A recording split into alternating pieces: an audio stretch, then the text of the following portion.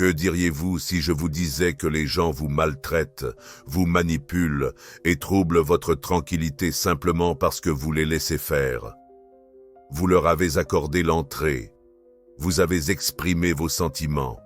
Et pire encore, vous vous êtes convaincu qu'ils se souciaient réellement de vous. Mais aujourd'hui, ce cycle est rompu. Cette vidéo vous guidera vers une invulnérabilité telle qu'aucun acte de trahison, d'insulte, de chagrin ou d'échec ne pourra jamais vous atteindre à nouveau. Vous pensez peut-être que vos émotions signalent la force, que votre capacité à ressentir profondément, à aimer de tout votre cœur et à vous soucier sans condition vous rend admirable. Ce n'est qu'une illusion, une tromperie conçue pour vous garder sans défense. Dès que vous l'avez accepté, vous avez perdu le contrôle. Regardez autour de vous. Ceux qui s'élèvent, qui exercent du pouvoir et qui naviguent à travers les tempêtes sans être blessés, ne sont pas les plus émotifs ou les plus compatissants. Ce sont ceux qui sont les plus calmes et les plus détachés. Il y a des siècles, Machiavelli comprenait cela. Dans « Le Prince », il ne parlait pas d'éthique. Il se concentrait sur les résultats, sur le maintien de l'autorité, dans un domaine où d'autres cherchent toujours à vous renverser. Voici la vérité fondamentale. Ceux qui ressentent excessivement ont tendance à tomber rapidement. Les émotions peuvent servir d'outil, mais si elles vous gouvernent, vous devenez une marionnette. Pourquoi les autres vous blessent-ils? Parce qu'ils reconnaissent vos vulnérabilités. Pourquoi vous manipulent-ils? Parce qu'ils voient vos réactions. Pourquoi ignorent-ils vos besoins? Parce que vous poursuivez encore leur approbation. Maintenant, prêtez une attention particulière. Vous ne deviendrez jamais intouchable tant que votre paix intérieure dépend des actions de quelqu'un d'autre. Si un seul mot peut susciter votre colère, si le silence peut vous pousser aux larmes, si le retrait peut vous plonger dans le chaos, vous n'êtes pas en contrôle. Vous êtes à leur merci, et cela est intolérable. Vous devez cultiver la discipline émotionnelle, non pas l'engourdissement, mais la discipline, non pas la froideur, mais le contrôle. Arrêtez de permettre aux autres d'occuper de l'espace dans votre esprit et d'accumuler des dettes émotionnelles dans votre cœur. Quand vous réagissez depuis un endroit émotionnel, vous exposez vos points faibles. Le monde prend note et utilise ses vulnérabilités contre vous, encore et encore. Ce n'est pas une question de sentiment personnel, c'est une question de stratégie. Les gens chercheront toujours à exploiter les signes de faiblesse. Machiavelli n'a jamais plaidé pour une existence sans cœur. Il a expliqué « Utilise ton cœur avec sagesse et seulement quand cela renforce ta puissance intérieure ». Face au manque de respect, ton instinct peut te pousser à réagir avec colère, à argumenter ou à te défendre. Mais que se passerait-il si tu choisissais de ne pas répondre? Et si tu restais calme, impassible, même légèrement diverti? Que se passerait-il si ta réponse devenait l'indifférence? De cette manière, tu deviens redoutable, tu deviens imprévisible. Ils ne peuvent plus anticiper tes actions car tu ne joues pas du tout leur jeu. Tu n'es plus influencé par tes émotions. Au lieu de cela, tu es le stratège qui pose les pièges. Permets-moi de clarifier. Le détachement émotionnel ne signifie pas un manque d'intérêt. Cela signifie une cessation de dépendance. Tu cesses d'échanger ta tranquillité comme s'il s'agissait d'un souvenir. Tu ne laisses plus ta journée se dissoudre simplement parce que quelqu'un n'a pas reconnu ta valeur. Imagine ceci, il t'insulte et tu restes impassible. Il t'ignore et ta vie continue. Ils te trahissent et tu restes ferme. Tu évalues, tu analyses, tu adaptes ta position. Lorsque tes sentiments ne servent plus d'armes pour eux, leur force diminue. Le détachement émotionnel ne consiste pas à se retirer de la vie, c'est avancer avec force. C'est devenir immunisé contre ces éléments qui te contrôlaient autrefois. Beaucoup se demandent comment cultiver le détachement émotionnel sans sacrifier mon humanité. La réponse est simple. Reconnaître que ton humanité détient sa plus grande force lorsqu'elle est utilisée de manière sélective. Tout le monde n'est pas digne de ta bonté. Chaque circonstance ne nécessite pas ta passion. Préserve-la. Réserve-la. Utilise-la uniquement lorsqu'elle est essentielle. En allouant plus d'émotion à des choses insignifiantes, tu te fatigues davantage lorsque les choses importantes apparaissent. Voici donc ta mission. Dans chaque situation tendue, prends un moment pour faire une pause. Retarde ta réaction immédiate. Observe la situation. Remarque comment les autres se comportent. Reste calme et dans ton silence, calcule tes prochaines actions, non par désir de vengeance, mais pour un repositionnement stratégique. Ce silence, ce moment d'immobilité, cette absence de réponse émotionnelle immédiate est maintenant ton puissant outil. Détache-toi non par haine, mais parce que tu perçois la situation clairement et ressens moins. Ce n'est pas devenir robotique, mais plutôt atteindre la rationalité. Vous n'êtes pas ici pour être submergé par vos émotions, vous êtes là pour les maîtriser. Et lorsque vous atteindrez cet objectif, lorsque vous vous permettrez de ressentir tout en choisissant d'agir avec un état d'esprit stratégique plutôt que par impulsion, vous comprendrez enfin ce que signifie véritablement le pouvoir authentique. Il existe un conflit invisible dans chaque rencontre que vous avez, un conflit qui ne se traduit pas par une confrontation physique, mais par une perception. C'est une lutte silencieuse, où le véritable pouvoir n'appartient ni à celui qui parle le plus fort, ni à celui qui est le plus émotif, ni même à celui qui est le plus intelligent. Au contraire, il réside en celui qui gouverne le cadre. Mais qu'est-ce que cela implique? Cela signifie que dans chaque espace que vous occupez, dans chaque dialogue auquel vous participez, il y a une lentille imperceptible, un cadre qui façonne la réalité. La personne qui détermine ce cadre, qui influence le ton, le rythme et le climat émotionnel, dicte l'issue. C'est pourquoi les individus faibles faiblissent, ils entrent dans un espace et se conforment au cadre établi. Si quelqu'un affiche une domination, ils se retirent. S'ils font face à un manque de respect, ils offrent des excuses. S'ils sont questionnés, ils deviennent défensifs. Ils réagissent et ce faisant, ils renoncent à leur contrôle. Machiavelli aurait méprisé une telle fragilité. Un véritable stratège ne permet jamais à l'adversaire de dicter le champ de bataille. Il le façonne lui-même, déterminant où le conflit se déroule, quand il commence et sous quelles conditions. Le même principe s'applique dans votre vie quotidienne. Si vous ne définissez pas comment les autres vous perçoivent, ils le feront pour vous, et cela travaillera inévitablement à votre détriment. Observez comment les personnes en position de pouvoir opèrent. Elles ne se précipitent pas. Elles ne justifient pas leurs actions.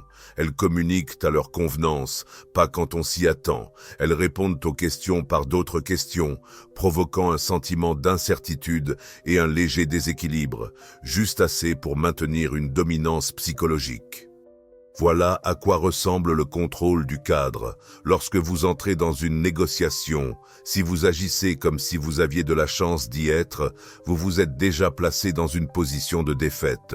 Chercher l'approbation de quelqu'un signifie que vous renoncez au contrôle de la situation. L'individu qui poursuit est toujours en désavantage. Vous devez changer cette dynamique.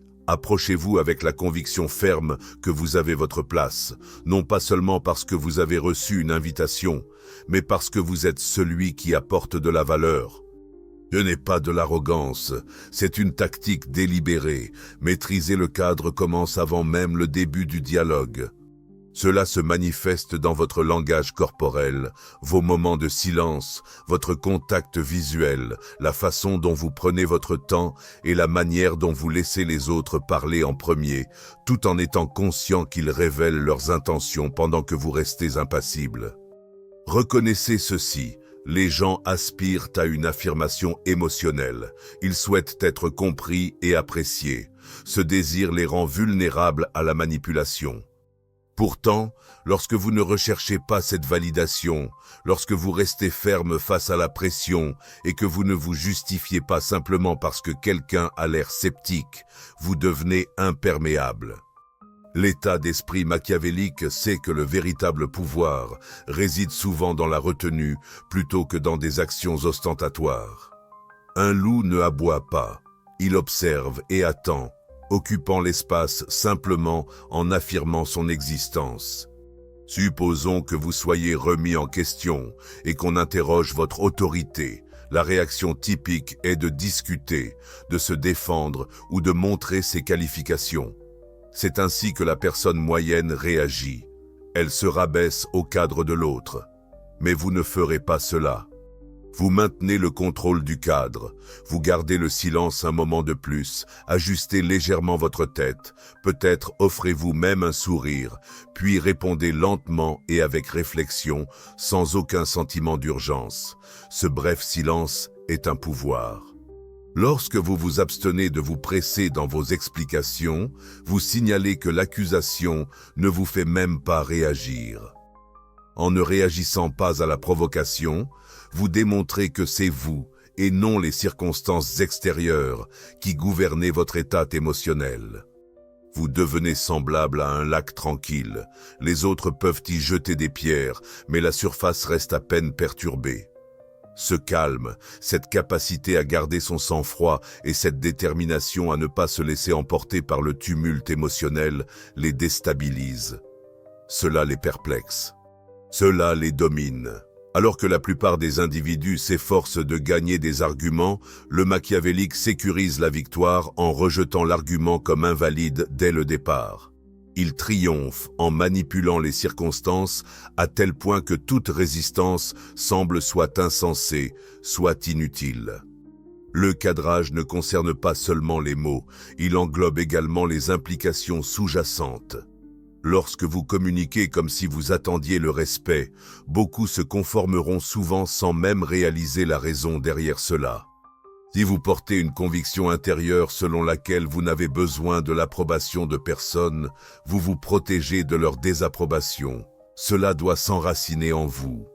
Chaque fois que vous permettez à quelqu'un d'autre de dicter votre identité, votre valeur ou votre perception de la réalité, vous abandonnez effectivement le contrôle en plaçant l'épée entre leurs mains et en exposant vos vulnérabilités.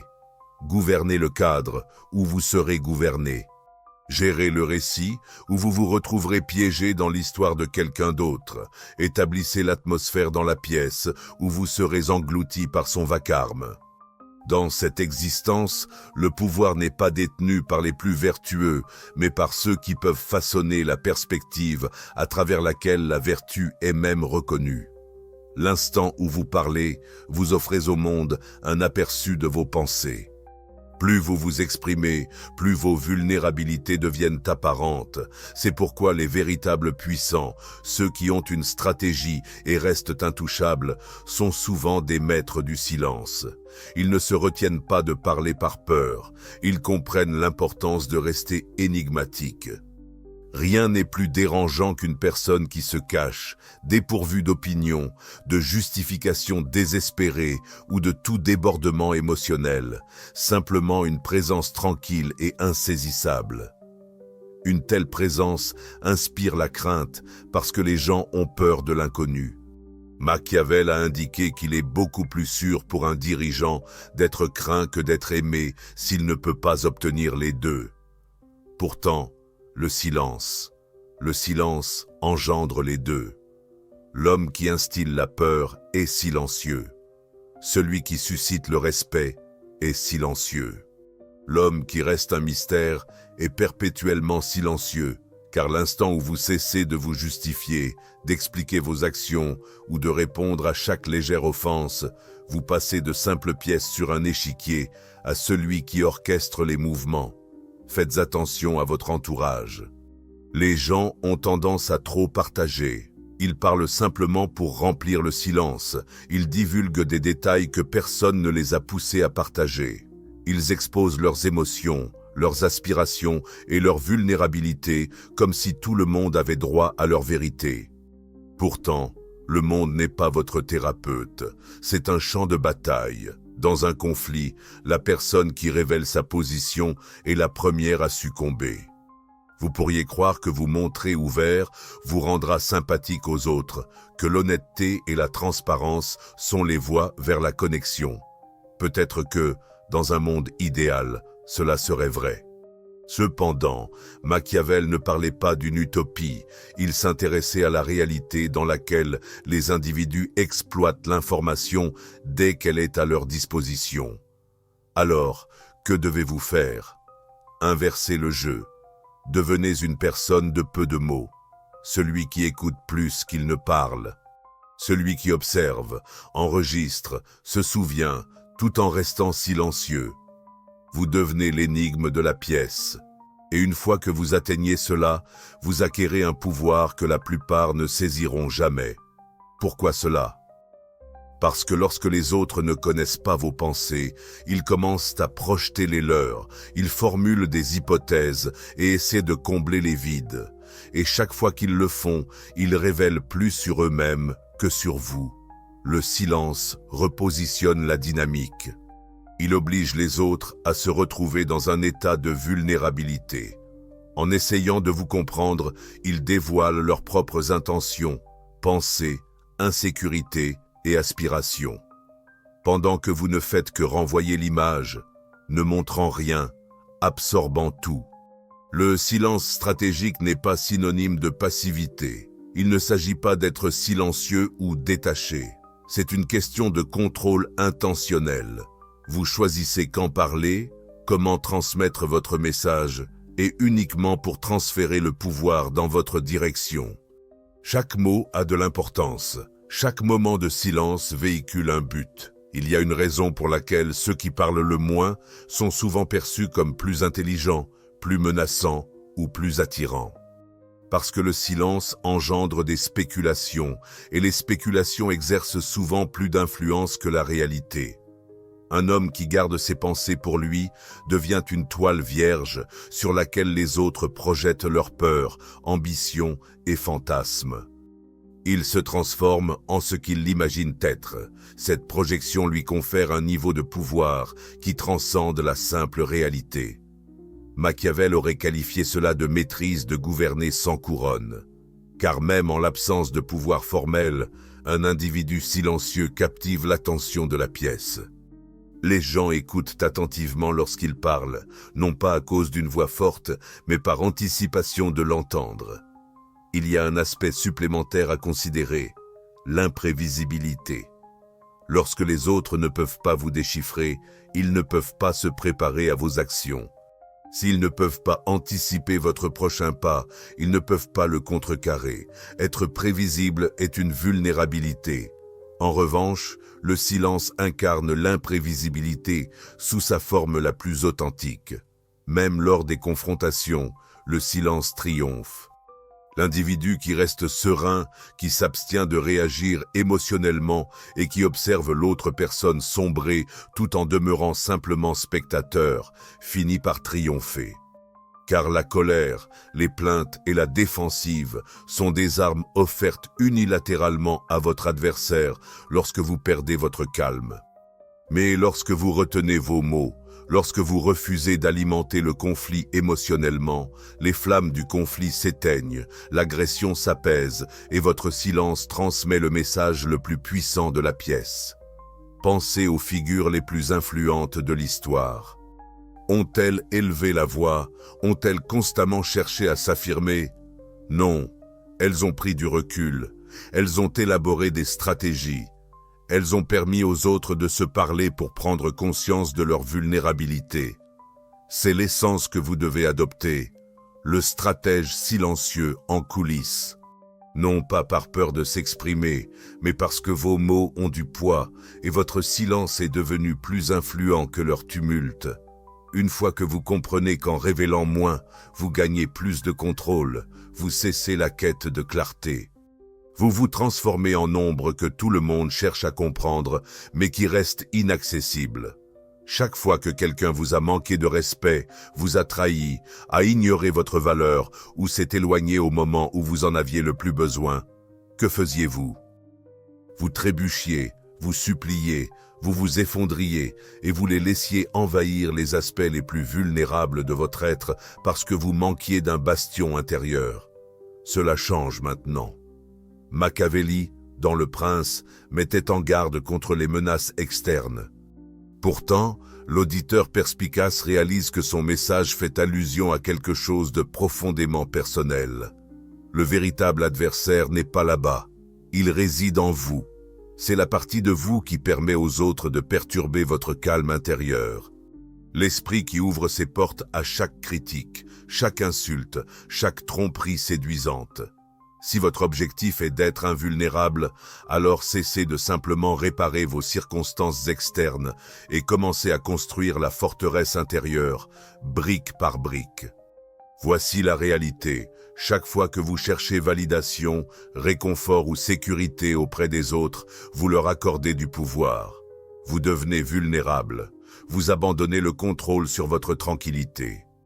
Plus vous agissez ainsi, plus vous devenez fragile, plus vous avez besoin des autres, plus vous vous sentez piégé.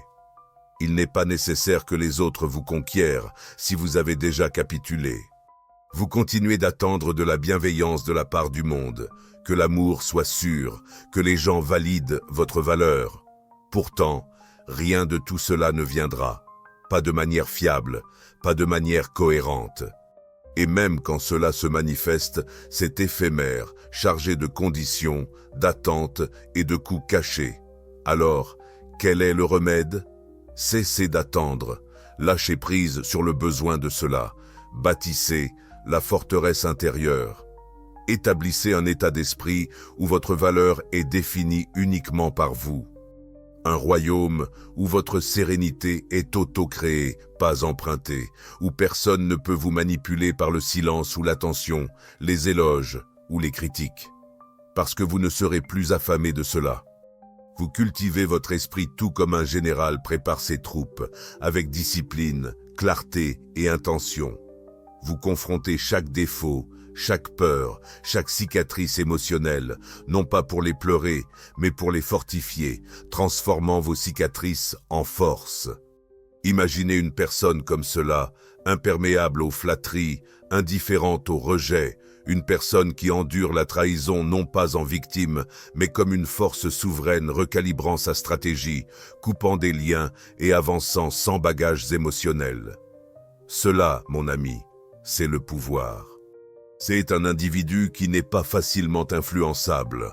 La forteresse intérieure n'est pas une question d'arrogance, ce n'est pas non plus de l'indifférence, cela représente l'alignement.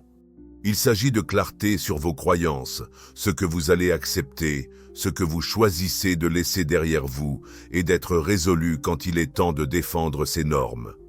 Beaucoup interprètent à tort la force émotionnelle comme une simple endurance. Ce n'est que de la persévérance. La véritable force intérieure réside dans ce que vous décidez de ne pas accepter dès le départ. Les gens poussent continuellement vos limites avec leurs mots, leur silence, leur désordre. Ils testent s'ils peuvent vous influencer, s'ils peuvent vous déstabiliser.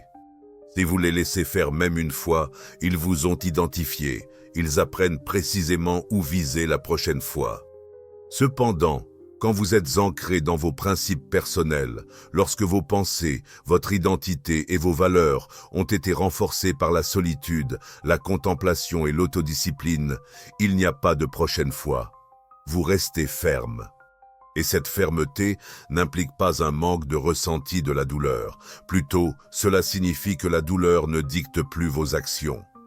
Elle ne vous définit plus parce que vous avez construit un refuge à l'intérieur, un espace immuable et silencieux où les opinions des autres ne peuvent pas vous atteindre, où aucune trahison ne peut troubler votre cœur. La personne faible blâme le monde extérieur pour sa souffrance. En revanche, la personne résiliente transforme la souffrance en la fondation même de sa forteresse. C'est pourquoi vous cessez d'exprimer vos plaintes. Vous ne cherchez plus des héros. Vous arrêtez d'expliquer vos limites. À partir de maintenant, votre vie devient un domaine indépendant. Elle est défendue non par des mots, mais par de l'énergie, par de la distance, par des principes inflexibles. Vous ne réagissez pas à l'indignité. Vous vous éloignez. Vous n'avez pas besoin de démontrer votre valeur. Vous la vivez. Voici le chemin que Machiavelli vous encourage à emprunter, un chemin de dure autodépendance, un engagement non envers les gens, mais envers vos principes, une promesse non au confort, mais à la maîtrise. Car lorsque la forteresse est construite, lorsque les portes sont scellées et protégées par le silence, par l'intention, par un esprit inébranlable, alors seulement le monde comprend que rien ni personne ne pourra jamais vous affecter à nouveau. Vous avez commencé ce chemin en tant que personne que le monde pouvait manipuler. Quelqu'un qui laissait ses sentiments être influencés par les autres, dont les pensées étaient sensibles aux mots, au regard, au silence et à la trahison. Mais maintenant, vous possédez une plus grande sagesse. Vous êtes conscient des principes régissant le champ de bataille invisible. Vous avez réalisé que la vraie force ne réside pas dans la domination des autres, mais dans le contrôle de soi. Dans un monde bruyant, ceux qui parlent le moins exercent souvent la plus grande influence. Le silence ne doit pas être perçu comme une faiblesse, mais plutôt comme un puissant outil. Le mystère ne concerne pas l'évasion, c'est une stratégie calculée. Vous reconnaissez que chaque espace a ses propres limites. Si vous ne les établissez pas, quelqu'un d'autre vous enfermera dans les siennes. Vous avez vu comment une personne qui communique avec un but, qui agit avec délibération et qui révèle seulement ce qu'elle choisit, devient imperméable à l'impact. Surtout, vous comprenez maintenant la dure vérité que Machiavelli partagerait uniquement avec ceux prêts à l'entendre. Si vous vous trouvez encore brisé par les autres, encore influencé par leur approbation ou désapprobation, encore en quête de validation de votre existence par le monde, vous n'êtes pas vraiment libre. La liberté commence lorsque le bastion est construit en vous. Elle émerge lorsque votre tranquillité ne dépend plus de forces extérieures, où le silence est votre dialecte, le contrôle de soi votre nature et le détachement émotionnel votre armure.